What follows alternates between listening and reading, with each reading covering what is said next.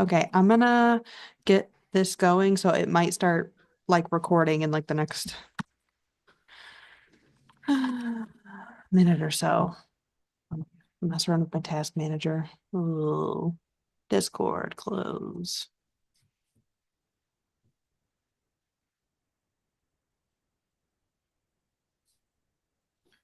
Oh, just kidding. It started recording already. I'm totally full of crap. Okay, wait. Let me make sure this is the right one. I guess it saved my stream key from earlier. Okay, well, cool. We're live. Goodness. Hello everyone. Welcome to Office Hours with Amber. I'm Amber. This is Office Hours. I met with Emilie Williams today. She is a mining engineer and also has a gazillion um, financial certifications like the AFM, CFM, and some cost estimation and resources industry. I was creeping on your LinkedIn before we got on here, but uh, we originally met at the 2023 Microsoft Excel Active Cell Conference in Vegas, and we had a fun conversation. The one of the first conversations I remember is I asked you about mining engineering because obviously I didn't know anything about it, and so I was like, oh, so when I worked at Anheuser-Busch, I had my favorite beers that I would collect and take home with me, and then I asked you if you are working in mining, do you have your favorite rocks? And then you said, yes, absolutely. I have a shelf of rocks. We do. Which before we get started, do you have any of your favorite rocks with you that you can? I do not have them with me there. Yeah, There. But yes, and an occupational hazard is then we go on vacation and then sometimes rocks come home with us. which I think is so fun. Yeah. Um, so before we get started with, the third week of Office Hours with Amber is normally where I get iterative feedback. This week I'm going to be showing a theater simulator, specifically wrapped around the let function, and I've been playing around with it, and I part of me feels like I'm either undercomplicating and using it for really silly things, like using a bazooka when you only need a BB gun, or separately, or like one or the other. We're going to talk about it. But before we get into that, do you have kind of a little bit more zest on what you do, what you spend your time doing, what you enjoy doing? Yeah. So I'm a mining engineer and I do official mining things sometimes like planning and I work on feasibility studies and pre-feasibility studies and that's lots of fun. But where I really kind of got into Excel is I like doing a lot of like trade-off studies and optimizations. And whenever you get into that, you start with two parameters that you want to flex. And then manager comes back and is like, oh, we could change this and this and this. And why don't we look at, 12 scenarios? So I really started getting into this by how can we just change all these 12 scenarios. And it's important though to kind of think to have like a mining engineer do this because you have to be able to filter out, no, look, this is physically not going to work. Like this would, cave, would fall apart.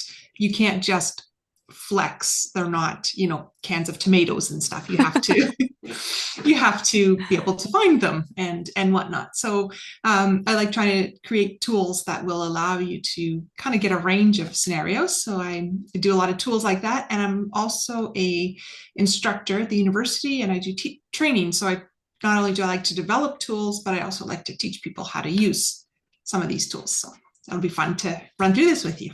No, that's actually, I accidentally picked the perfect person to walk through this with me because, which I wish I could show you like the full tool that I'm doing because it's got a lot of uh, crazy nuance in the background, which I'll probably show you in after hours. But yeah, you are actually the perfect person to walk through all of the silly stuff I got going on.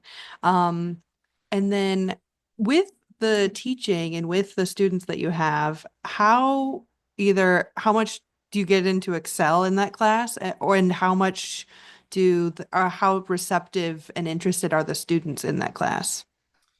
It is all over the place. So I've got students. So I they do have an assignment every semester that I provide in Excel. And there's always about 10% of the students who say, you know what, I'm going to print it out and I'm going to solve it and I'm going to upload my scans and I'll just type in my answers into Excel so we can mark it. And I'm like, look, that's fine if you know how to do it. It's really tedious. Personally, I find it very tedious to do it by hand because one of the things that we're doing in Excel is that we can give them like 10 sets of calculations, parallel calculations to do, which is really easy in Excel and tedious by hand. But hey, you know, up to you. And then I've got students. So because I'm in Toronto, we have a bit more of the crowd of people who are interested in sort of like the Bay Street, like the Wall Street kind of finance.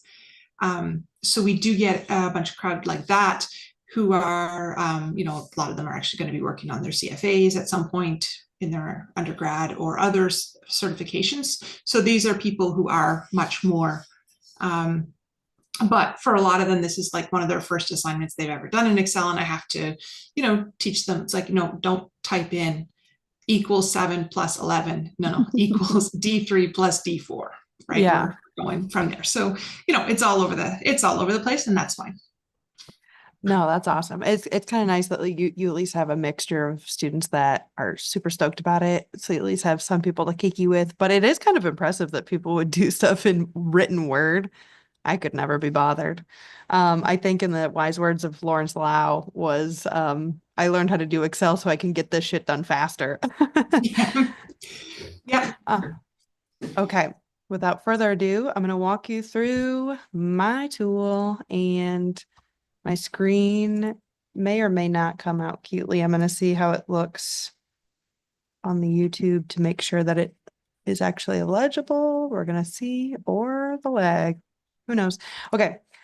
So essentially, let's imagine I've got a client who runs a small theater. Oh, it's coming up on my other screen. Let's see how it looks. Looks good enough. It's definitely grainy as hell. So nobody's going to really be able to tell what's going on my screen. But guess what? None of our problem. Okay. Oh, looks good for me. Perfect. That's all that matters. Okay, so essentially we've got some inputs and outputs. So adjusting these very few variables to understand the output KPIs, which I don't need all of this. Great. So essentially, let me collapse that too. And then there's a little bit of analytics of like when people are arriving to the theater in comparison to when their showtime is. So we've also got, some preliminary data that we're given is the movie schedule. We've got Jurassic Park, Top Gun Maverick, beautiful. These movie numbers meaningless. Number of seats per theater, the start time of each of these movies, and then the start time as in the minutes in the day, because it's easier to increment and decrement with it rather than going into like time math. We have the movie schedule. This has been split out into individual guests because in order to, what I found with simulating human behavior, in order to do that, you have to split each guest into whatever path that they're going to be following.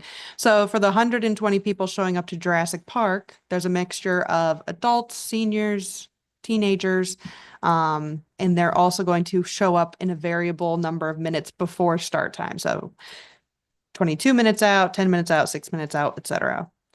This is the goal of the entire simulation is to make sure, do we have enough kiosks and enough concierges to be able to get everyone confidently through the process and into their theaters before start time. Are any of these, I guess, late? For the sake of this simulation in this moment, no one's late. Okay. In a perfect, beautiful theater world that we're operating in. They also have each guest arrives at a different time and they also take a different path. So some people are going to go straight to the theater because they have their mobile tickets. Some will go to a kiosk to buy a ticket or look up their tickets, print a ticket, and then some will go to the concierge because they need a little bit more help. Traditionally, there's a situation where you could go from kiosk to the concierge because you had a problem. In this made up fairyland, that's not happening. So if someone is to go to a kiosk, they have a random amount of time that they spend at that kiosk. And for the concierge, if they are going that path, they have a random amount of time that they could spend there. Realistically, the concierge and the kiosk time would depend on what kind of person they are, probably. Um, I am all Harry in the chat says I am always showing up 30 minutes late to the theater, not watching those ads. Okay, actually, I have specific opinions about showing up late to a movie theater. I worked at an Alamo Drafthouse theater, and they had a very strict no talking, no texting, no showing up late policy. So and I worked the concierge desk as well. And if someone was to show up even 2 minutes late, like within there, we give like a buffer of like 5 minutes when there is like the like preview section. But after 5 minutes, we would like dead stop. No one was allowed into the theater to not ruin everyone else's experience, which I loved because there would be so many times that people wanted to punch me in the face as the concierge, and I'd be like, and then they would be like, I want to speak to your manager. And the manager would come out and be like, yeah, you're an idiot. It's not my fault. But Alamo Drafthouse, subtle plugs, they did full food and beverage to your seat. So I was also a bartender there. And then separately, they did a really cool 30-minute pre-show where they would like show all of these like indie references and stuff. So there wasn't like all of like the come to Cinemark theaters and buy our credit card, none of that. But Yeah.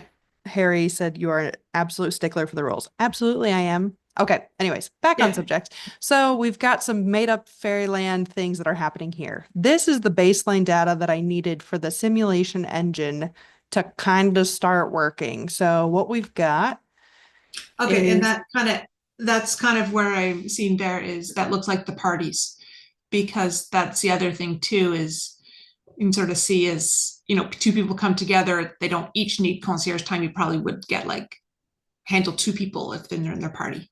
yes, you're completely right. And That's with the project that I'm working on, I'm waiting for group data. So this right. we're gonna just pretend everyone's single, everyone's having a good time coming alone.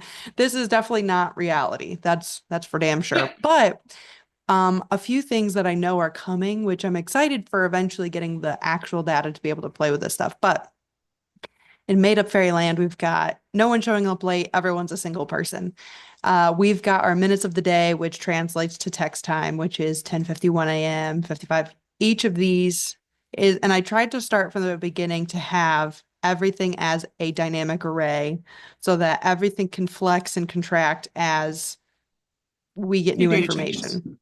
And I'm trying to like really just stick to that, and I'm doing pretty okay so far. So, Good stuff. we've got minutes of the day, then we've got guest intake to the theater, very basic count ifs of number of people in that time duration. And then I don't know if this is something I'm going to specifically need, but I feel like I will, is the guest IDs. So each person is assigned a number throughout the day. So they might be the 120th person, the 30th person of this airport of this movie, but they're 150th person of the day. Imagine. So we've got the guest IDs here that are coming in at those times.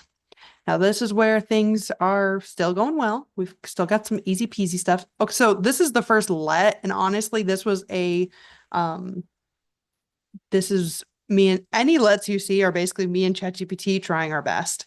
And so this is actually my first um question is I basically the easiest version of a let's say, and I'm going to do this on a new tab. 1, 2, 3. So equals let, you can do A equals this, B equals, oh, G, B equals this, C equals this, A plus B plus C. Now, in that let, that is a silly use of a let, I would say, because you could have just said D5 plus D6 plus D7, technically. Yeah. So what I've found is when I've got anything that's a nested function or like what I would have used to do, like a nested if, everything that I used to nest, I'm now using lets for, which I think is like not the worst use of a let because it's much more straightforward to be able to read bit for bit what's happening. But like, do you have any moral compass or kind of the guidelines of when you would and wouldn't use a let?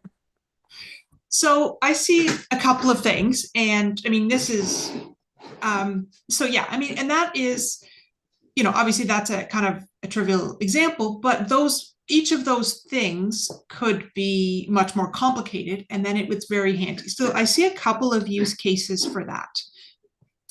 One of the use cases that I like is if you're going to have to, like, especially like if it was you had to do a, like, then you have A, and then you have A plus B, and then you have A plus C or something, right? And Mm-hmm. this A, you're using it a few times, so therefore having it A to like to be D3 or whatever only once allows you then, if you need to copy it and move it somewhere else, it's a lot easier to do that, right? Obviously, everyone would always have perfectly structured references and stuff, but sometimes you're in a thing in where you have to lock one way and you can't, and then you have to move it.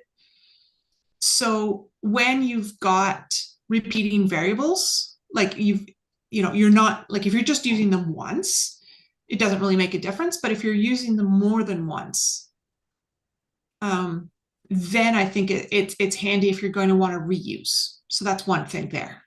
Absolutely. So that's one thing. And then the other thing, and again, it's kind of like an engineering thing, is like there's a lot of formulas, right, that you'll remember from school that you know according to their variable names, right? Mm-hmm.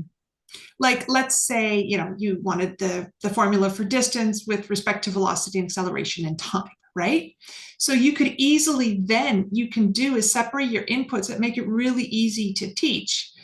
Oh, well, A is this, V is this, T is this. And then after, you can write that kind of naturally as this exact same formula that you've been learning in class, right? So I find that can be really, really helpful, like to kind of explain formulas. Now, obviously, like if you were doing that sort of calculation all the time, you would then take your let and turn it into a lambda because you don't care about the works of it. But so I think that's really but it's really helpful to use that natural language. So then the other thing where it's really handy is, and this comes up like a lot in like when we do the MEWC, the Road to Las Vegas cases, right, is where you solve question 3 and they're like, okay, use only rule 1. And then you go to level 4 and they're like, add in rule 2. And you're going to want to build on it. So like the lambdas are really cool, but if the let essentially will give you the same thing, and then it's easy, it can be, in some cases it's easier to modify it depending on what kind of change you have to do. So if we were to go back to your example that you had of A plus B plus C, right, you had, let A equals this, B equals this. What would actually I think be best practice is don't go have your last row be A plus B plus C, go sum or total equals A plus B plus C, and then refer to total. Because then if you knew that after you were going to want to build on it, you just need to change that last thing. But obviously that's one of those things you have to remember to do it, and then you're in a hurry and you don't. Yeah, But it's then also I find it's much easier to debug it. absolutely. No, that was the most straightforward, beautiful, he said. So stunning. I'm Yeah. astonished. I'm Yeah. just So sitting that here then like again, absorbing. so like the lambda, like if we go back to my distance formula, right? If you're using this in your everyday life, you know the distance formula and how that relates, and you don't really care. It's a very simple thing. You've programmed it, you've checked it, it works. Yeah. So lambda is really great for that. But if you're trying to show somebody or somebody doesn't know it, is not familiar, then the let can be more transparent in that case than having it as a black box. Because maybe they don't realize that, A's in the wrong unit or whatever. Yeah, that's huge. Okay, well, wonderful. That makes me feel better about how much because this month, what I've been trying to do is I don't know how to say, train my brain that anytime I'm, it's kind of the ripcord approach where I'm trying to completely brainwash myself into how often can I use the let function just to get myself into a muscle memory of trying new things with let so that because I am a creature of habit as we all are. So I've been doing a lot of trying to see just any which way that I could possibly do it because my body naturally wants to like go back to doing old things that I'm used to. So I've been just doing a lot of weird random stuff, but then I realized, oh, this is like super easy to write complex multi-step things in one cell. And I think the true Mm. power of a let. I'm so glad that I did dynamic arrays back in January. I'm glad I did a little bit of Power Query in February. And then like all of these months have been leading up to like let lambda just so I can like, because I think the lets and lambdas plus the dynamic array flexibility is where it's really going to start cooking. But anyways, okay. So Yeah. So, and one other thing that can yeah. be really efficient, I think, is if you've got to do filters, Mhm. right? So, what I find can be helpful is let's say you want to filter, like you wanted in this case, you wanted to filter your database for Jurassic Park, right? So, you take your whole set of data and for Jurassic, filter it for Jurassic Park, but then you want, and then you've got like, let's say you've got 4 columns. But then what you can do is you can say, okay, choose columns 1 and name that. Choose columns 2, name that. And then you can say, well, I want 2 times 3, right? So then you can get that rather than have to go in and filter. Oh, well, I want column 2 filtered by move equals Jurassic Park plus column 3 filtered by Jurassic Park. Would find it easier to just filter it once and then use like a take or choose calls to do that. And this way you're sure I don't know, I would think it's a bit more reliable in terms of making sure you've cut the same number of rows and everything. But then you can just Absolutely. rename them and it's really, really transparent. And I don't know in terms of computational efficiency, there's people out there who would know that better, but I would guess that it's filtering it once would be more Yeah. effective. Yeah, absolutely. No, that's huge. And I, yes. hmm I'm so like lets are still this like pretty sandboxy anything could happen area. So anything I hear, and it's nice now that I have like taken the time this month to get used to it so that now I can look back through all of our WhatsApps and be like, oh my gosh, this is what you guys have been talking about this whole time. It's a lot of lambdas, obviously, but this is the baby steps into getting back there, which is exciting. But Mhm. um essentially, and I honestly cannot speak to what I was doing here in this let. The funny thing is most of my really nicely worded lets are actually in the Power Query, which I can't show, but for being able to do the um like ran between probabilities of this kind of person going into this kind of movie and arriving at the airport at this kind of time. I was able to use a lot of lets to be able to kind of like sort people into those areas. Um, so this one cannot be spoken to because I have no idea. ChatGPT gave it to me and it worked. So I'm gonna go with it.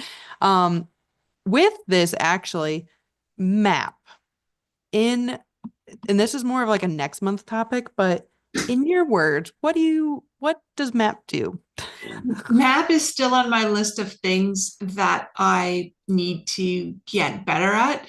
Um, if I understand it correctly, it's like if you want to do something to like a whole array, you want to apply the same rule to it. So, just with dynamic arrays, you can do some easy things like, you want to, you know, add an hour to all of these times. That's easy to just do it, add it with the dynamic array. But my understanding is that once you get into like some more complicated formulas, it doesn't behave as well as when it's just simple operators. And that's where you need to do the map. And then you can give it. So I think in my guess is it's sort of like a step of power, like a sort of a power query steps, right? You're Yeah. telling it for each thing in your array, do these steps, but you're doing it Yeah. using map so it doesn't get confused along the way. And you know how like sometimes you got an array and you set it min and it's like, oh no, it doesn't want to do min, right? You got to do by row or something. So Yeah. think map sort of is the equivalent for doing everything in it as opposed to like the row or the column. That's my understanding. It's still something I gotta dig into, get better at it. I'm going to add map to my next month as well. But that was a great explanation, and I'm going to choose to believe it's correct. So this is one of the lets. Then we go back to easy peas, some count ifs, so cute, just saying who's going what where. Then we get to this is where things get a little strange. So so few things. So the kiosks are actually connected to the input output tab. So if we wanted to do, let me not fool around on this. So the nice thing is you can choose between all of your scenarios, whether it's crisis, peak, pit, etc. So if I was to flex that way, it brings in the number of kiosks that I had just mentioned in that last tab, which is nice. So I'm trying to create a scenario where someone doesn't have to touch this sheet at all. It all comes from just you adjust these numbers and the theater schedule will be refreshable so that you could get new iterations. But here, well, what's she doing there? How interesting. That should have spilled a bit further than what it was. Oh, I but it's because digress. it's hidden. It's just plussed. Ah, there we go. I was like, wait a minute, just hiding from myself. That's another And thing then is I've seen this go back and forth for since this is just a basic dynamic arrays. We'll get into let soon. I'm just nervous. With spilling dynamic arrays, it does not spill formatting. And so oftentimes it's you'll kind just of have this annoying. big blank area or you'll have a big gridded weird area. I've seen some people do like conditional formatting on these variable areas that if this is more than zero to populate with whatever, but that's like a final cherry on top touch. What's your opinion on that? Yeah, I mean, I think it's nice. I find conditional formatting, depending on what it is, can get really um, resource intensive. Like maybe I'm just doing it Hmm. inefficiently. Um, I would just, I mean, if it was something for this that you weren't going to do very often, I'd be kind of tempted to just have your pluses and minuses to be able to go look if those numbers are going to be fixed, you know, you can just collapse your things. I mean, yeah, it would be nice, and I really hope that they're going to fix that in a like especially it's especially annoying like if you spill dates and some of them like your first one's in date format and the rest are all in 45 whatever like that's super. Yeah. Yeah, I'm Yeah. glad I'm not the only one that felt like that was a little silly. But I think what Mhm. I'm going to do is I'm just going to communicate with them and say, what is the max number you could possibly have of anything of this happening? And then I'll just collapse and expand based on that. But cool. Okay. Because it won't break it. Yeah, exactly. Okay, so we've got that going on. So this is where my next question is just thinking logically through this is I feel as though, and I haven't gotten this far with my ChatGPT moments, but what I want, there's two things. One is I want these cues to basically say, of the three people going, basically, I need to filter this map situation where the person is going to a kiosk. You know what I mean? And I'm afraid with the map that I have no idea if I need to put the filter beforehand and then feed that into here or if it comes out after. um You know what I mean? i think I think you need cues for each of your three paths. Yes. So I the think nice you need thing about several cues. the Yeah. nice thing about the theater queue is that I actually like that Yeah, doesn't yeah, that one require doesn't need it. so that one's fine. But we have the kiosk queue and the concierge queue. I just need to be able to like I haven't been able to filter this let to only show the people entering the kiosk queue. You know what I mean? So it's only Yeah. just showing the same. So is there a circumstance where I just need to filter this previous step where is that something I can even do? Yes, because once I would guess that once you've got them in that list, then you don't really want them, then you don't want to start filtering because they're already like in a weird format for filtering. So I would filter first.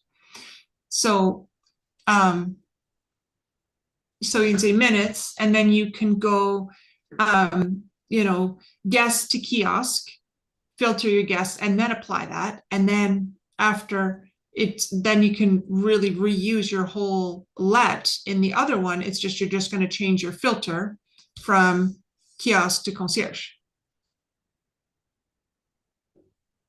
Perfect. Okay, I'm gonna try to do that while I ask you a separate question. Um, so if you could okay, so this is more of like a touchy-feely brain question while I work on the sidelines. So what do you think the biggest differences and similarities there are between you now and you like 5 years ago professionally? Like, how have you either grown, changed, stayed the same? Um, yeah. So one of the things is now that so 5 years, yeah, so 5 years ago, we had just moved here, and it was really that's where I started to get like, you know, more clients. I just before that, we knew we were kind of moving, so it wasn't really the time to be growing the business. I just had a few projects that I was working on for people I knew. So really, um, so yeah, really just getting out there. And so I kind of had like a lot of experience, but it was with mostly with one company. Kind of went, you know, some people they go wide, and I went deep for this one thing. So which was really good. But then, you know, there's obviously different standards out there, and people just have different ways of doing things. So um, just really, I guess, trying to get more breadth of that, as opposed, you know, doing that, and then, you know, the whole business development thing, and then really doing the teaching. I always knew it was something I wanted to do, but that's kind of when I started, when we moved here. Um, so that, and that's a whole a whole new skill set, right? Is Yeah. to be able to, like, it's one thing, you know, when you're just explaining, you know, I I was always kind of the, you know, the Excel person, like, you know, okay, well, let's you know, how do we do this? And I'll, oh, that's fine, but I'll explain it to you one on one, or explain it to you in a small group. And then now teaching formally is really a different way of doing that. So No, it's absolutely. been a whole challenge, along with, yeah, running a business. Yeah, that's, is there ever like, I was talking to an old professor of mine and I was talking about how like during college I was doing this club and this club and this and working two jobs and doing all this stuff and then I went and worked corporate job, still did a lot of things, but then when I moved back, he came and visited my warehouse and he was like, I was talking about how, oh, I never thought I'd own a business. I never thought I'd do this or that or whatever. He's like, well, we all knew you would. And I'm like, what do you mean by that? He was like, well, you've always had your hand in like 16 pots. So like, it's not shocking that you wanted to run your own business. And I'm like, well, want and doing is two different words. But it's funny, like how there's certain things that you're just kind of destined to do. But how do you manage the burnout and the overwhelm? Like, do you have like, and we talked about this a little bit on the community call last month, but and we talked a little bit about like how to kind of see the writing on the wall that things are getting overwhelming. But what's your relationship with work-life balance or like managing your Yeah, I mean, the thing overwhelm? is with like when you're consulting and freelancing, you know, it can be kind of feast or famine, and Yeah. it just is what it is. And so I think it's just, you know, things are a little bit I'm just wrapping up the semester, and then things are going to be a little bit quiet. So it's just really the time to invest in getting things up, getting invest in processes and tools and things. So that's one of the things I'm also like working on is just doing some templates and things. Yeah, you know what? This is kind of something that comes up a lot. What can I do? Can I set up a standard template that would make this much easier? Um, so That's um, trying to that's a offload. Yeah. a good thing to keep in mind is like the I think a younger, sillier version of Amber definitely thought like I would be so over like I would work, work, work, be so overwhelmed. And then when I got to the slow points, I would be like dead and I would just do nothing. And that made the busy times much harder because I wasn't taking the downtime to sprint forward on the things that would have helped my busy times. And so, like you were saying, is like in the slower periods, creating the templates and the structure and kind of improving on the things that were causing you issues from the jump so that the next time you've got that busy part, the systems are working for you, I think is important. Mm-hmm. Yeah. And and then what I've just really been focusing on this year is I've got very big goals, but that aren't specifically like actionable because they're kind of really big. And then also, but I'm also doing like a lot of micro goals to go with those. And then those go together because then when I look at this big thing, you're like, yeah, there's no way I can do that. And you're like, that's fine. I don't have to do that. But here's this micro goal. And this is usually like sometimes it's on the scale of a month, like do this every day.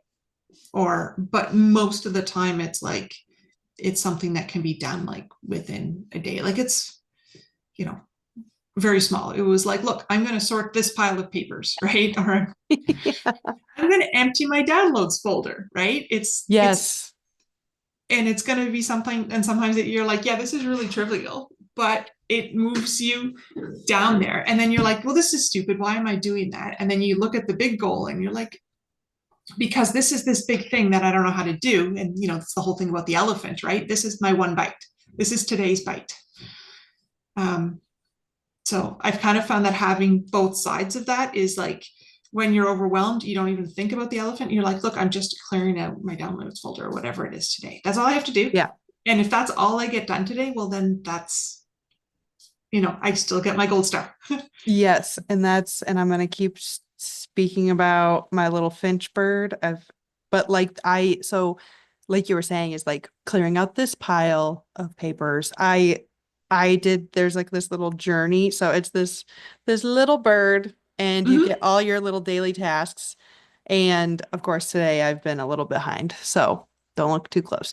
But there's like, you can put monthly journeys where you say, like, this month I'm doing a bunch of cleaning tasks. And then it pre gives you like a bunch of those small trivial things. It's like wipe one counter. Like, 'cause sometimes it's just the little stuff. But no, that's super duper important.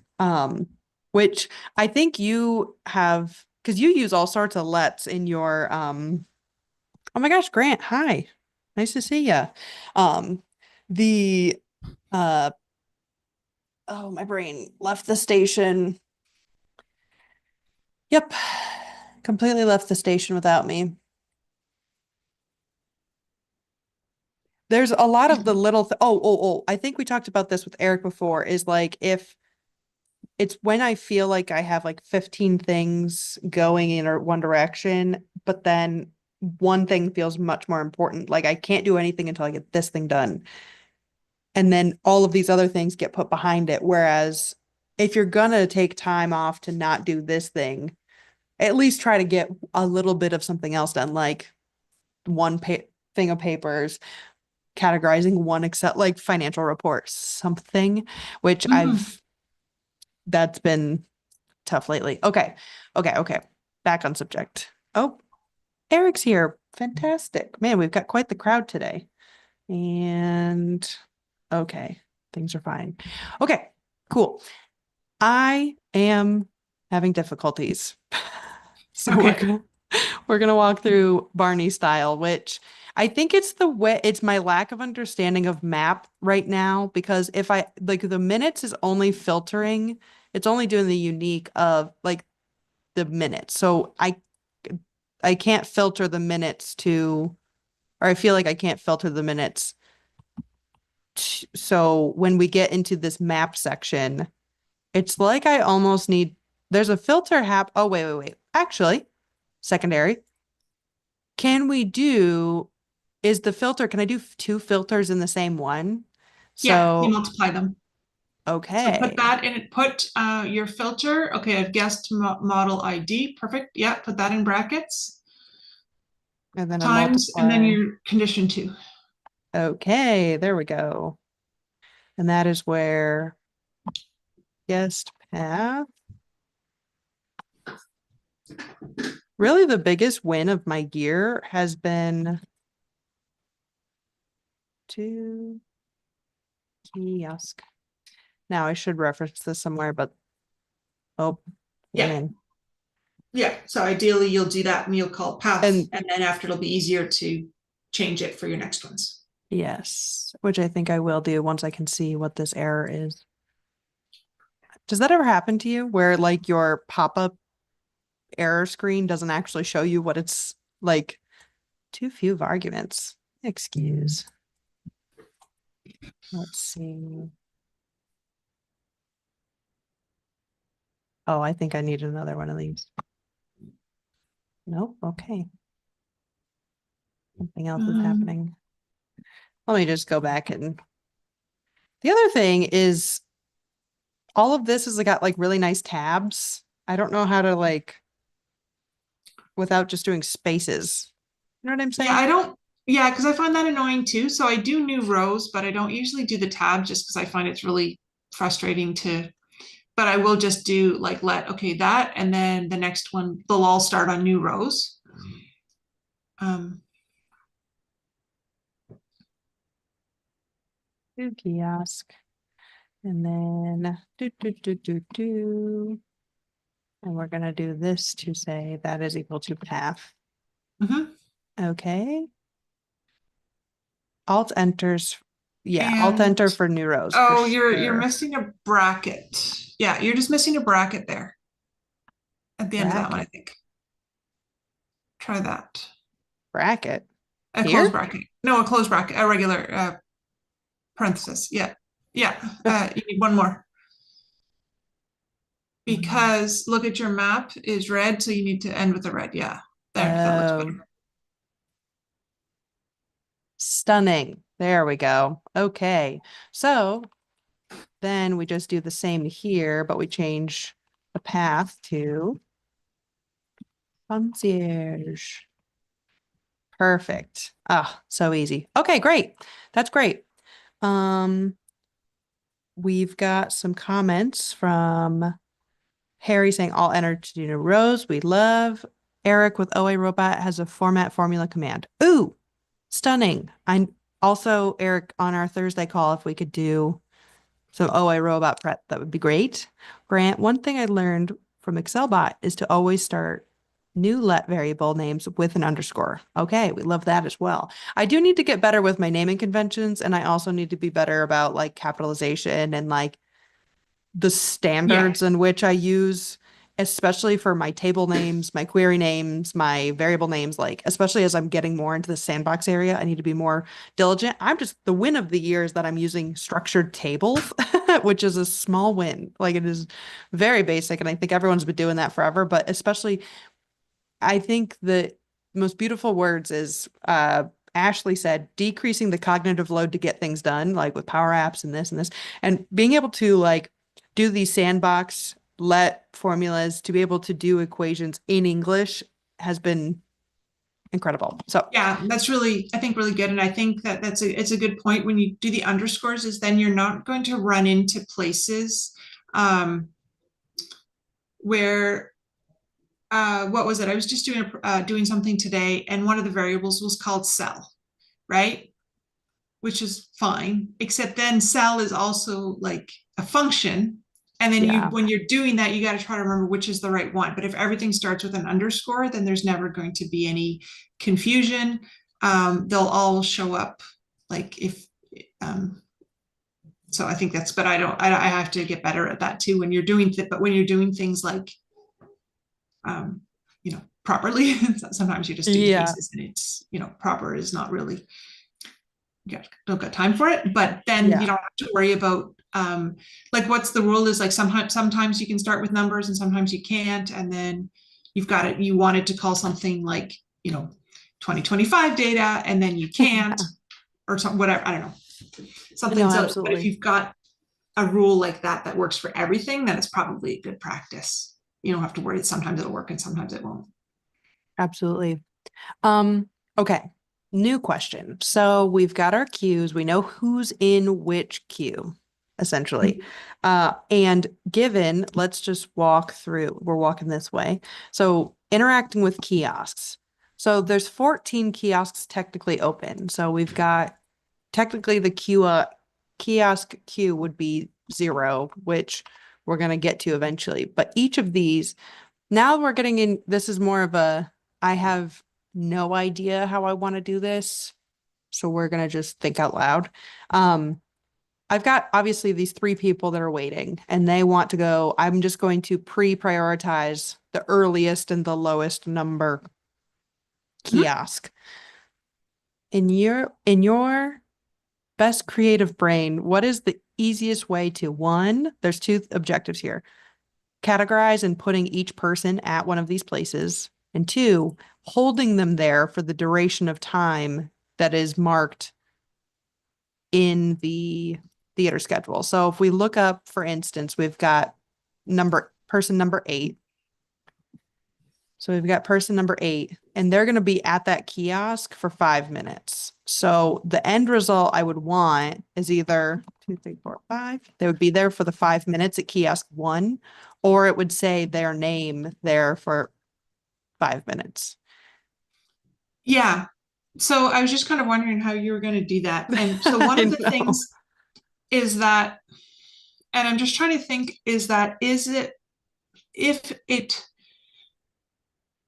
doesn't really matter, because I'm just sort of thinking here and I'm like, if you had those as dynamic ranges going down, and I'm just sort of seeing it turning into this like Tetris thing where you can't fit blocks in, and it's going to be really annoying to kind of um, um, fit them in after. So I'm wondering is if Yeah. you could just say, like, let's say person 8 has a 5 minute thing, right? So Yeah. therefore, you need to have on row 6, you need to have person 8. And then in your kiosk queue, or like if you've got another one, and then you've got people who are continuing.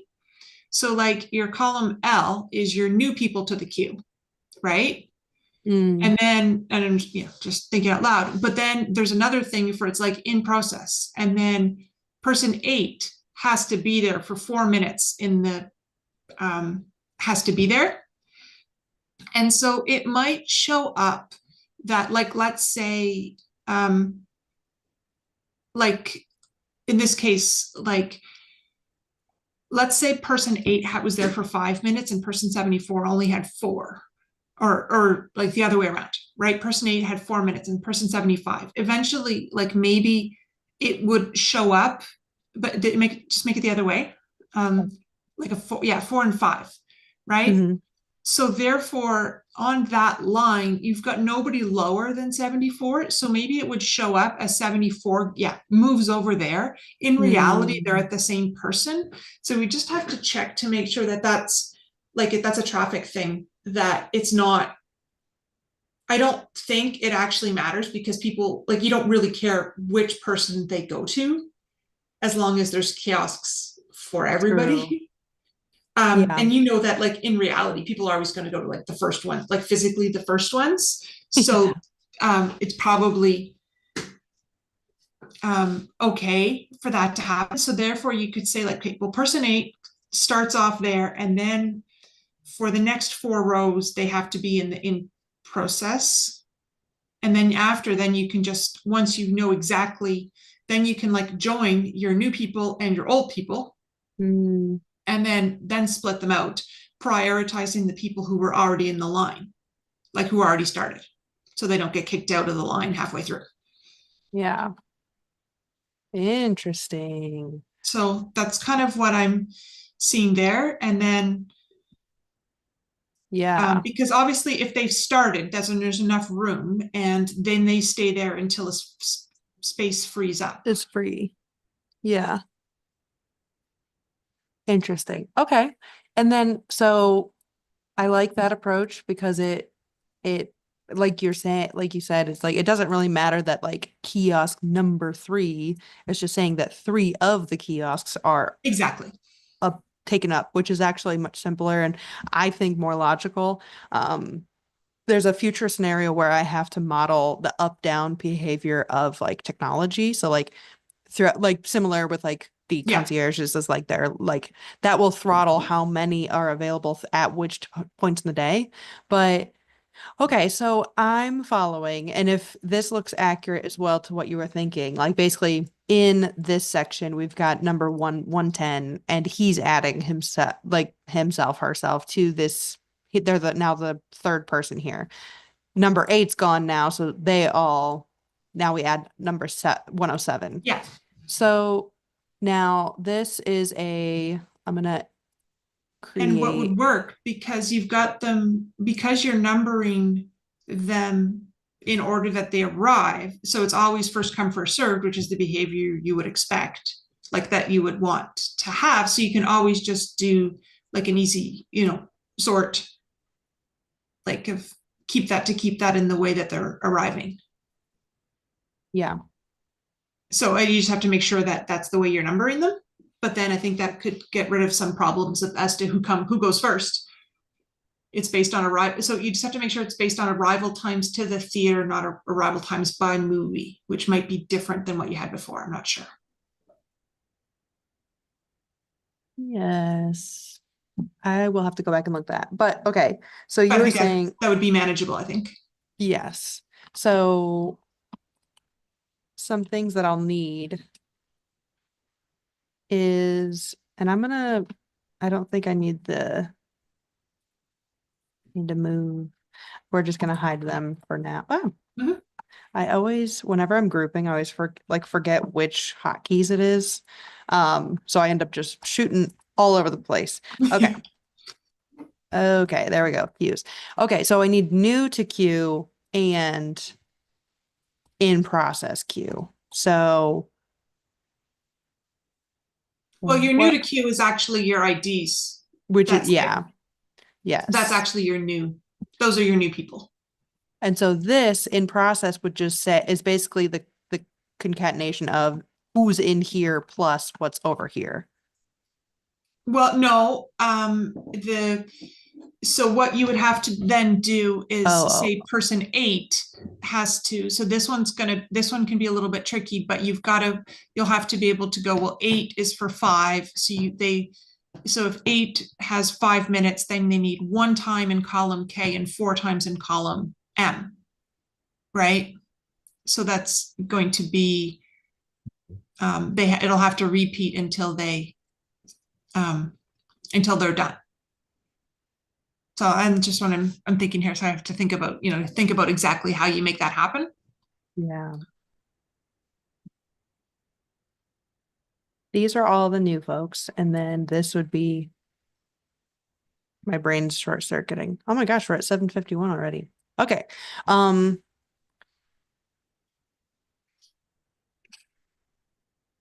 okay. We're gonna say it one more time, and I'm gonna put my full brain attention towards this. So these are all people that are new. And Yeah. then what other columns do I need? So I need in process and what are the And then the two things? total. Yeah. Oh, total. This is okay. So this So is yeah, what's this supposed to say? that's the in process. And then Okay. those are the continuing, or you know, the people who are already there. And And then you've then got total. Um,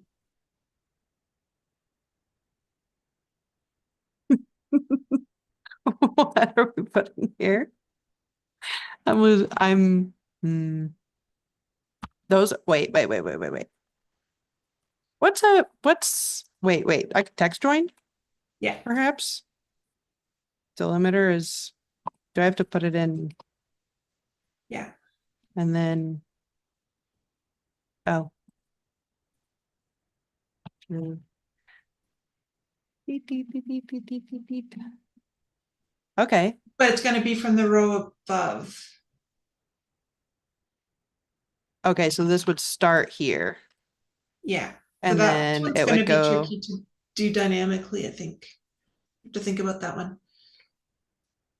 This is actually kind of looking Power Query to me, but yeah, I'm I'm doing a gentle dance between big I okay, well actually let's explore that. So in the circumstance that I was to change the inputs and then press refresh and that would give me my outputs. Is that like running it through Power Query in that way, do you think would be a better utilization of Excel or so actually,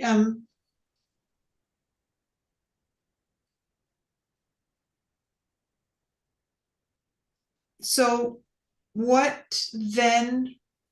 No, okay. I think what you then need is then you need to, so on your inputs is now we know, okay, okay, I got this. Okay, so you go to your thing and you've got your new people and you check out of your new people and that how many um like don't get through, like how many people joined the line but there wasn't a space for, right? So those people, their start time doesn't, like their countdown doesn't start until they get to a kiosk, right? So you have person 8, and then on their thing, you can go, okay, they actually got to a kiosk at, 6:56. And so therefore they are going to be in the line if, 6:56 plus 5 minutes or whatever, right? And Oh, then after, then you can concat who's still in the line at each time, right? yes. So their start time, but you just have to go that their kiosk time doesn't start until they get a spot. Yep. So it's going to have to work back and forth between those things. So then you can have like the new people who've started.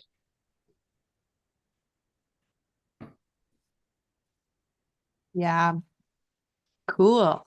I think that will be easier than just trying to carry things down. It might be easier to make it dynamic as well. Yeah. Okay, cool. Okay, we've got 5 minutes left. So one, thank you so much for all the feedback on that Yeah. because I was having a full panic because like the funny thing is I wish I could show all the work I did on like the model side because that was a whole feat in itself and I did get a lot of like let experience there. And then but separately for this was also cooking in my brain. So very blessed. Okay, so the final question I have for you in our last 5 minutes is what is your favorite ADHD friendly hack or like productivity hack that you've learned in the last few years or a tried and true method, either one. Oh, it's very easy, but I have to. I just keep writing things down again. I've got all of my calendars, so you know, I've got the calendar of all the things I want to do, and then I've got my little to-do list, and then after I just keep writing it down over and over there. I have to write it. Now, just even typing it's good to sort of figure out what's going to do. Yeah, I think you've got your 2x2 squares, Yep. but that is just with the colors of Yes. the pens. Do you ever find yourself when you're writing and rewriting lists, if you forget one item betwixt lists or betwixt like what I found myself is getting into the circular loop of like rewriting lists just to make sure that I remember every single thing that I could possibly need to be doing. And so that's where I started using the digital backlogs. So like to decrease the burden of what's going on here. Because oftentimes when this becomes really full, I just kind of get in the overwhelm and stop doing things. But do you find that when you're rewriting things, you're kind of testing your own brain to make sure you've remembered everything? Or, Yeah. So like when it's like, let's say the start of the month and I've got like a big long list of all the things for the goal, I'm not going to do it then. I'm doing it like I just did it yesterday Mm. because now I'm getting down to the end and the list is getting small, and these are the last things on it because these are like, no, now I'm time to close them out, right? I Yeah. had this big thing in the beginning of the list, because I've got all these little things and some of them, they're all these micro goals. So this kind of allows me to just do whatever I'm feeling so I can feel productive and get some check marks, and Yep. that's good. But I don't typically start doing that too early. I'm like, okay, now I'm at a manageable level that I can remember, right? Yeah. Because so my little things to do pad here, it only has 10 spaces, right? So it can't, God bless. so it I'll use like my big old planner up until that point that it gets down to that. That's awesome. That yeah. And then for just like a lot of those like mundane details, so like right now, just because I'm doing my hardcore physio program and stuff, so I've just got the little app on my phone and it reminds me just so I can check them off as I go. And these are like, again, are like micro goals. Yeah. um, but and I don't have to remember, did I do them all? So just not thinking about that. So this way, like my other lists are for like my projects and my tasks, but like just the do this exercise and do that exercise and practice this, Yeah. It, that the funny routine stuff.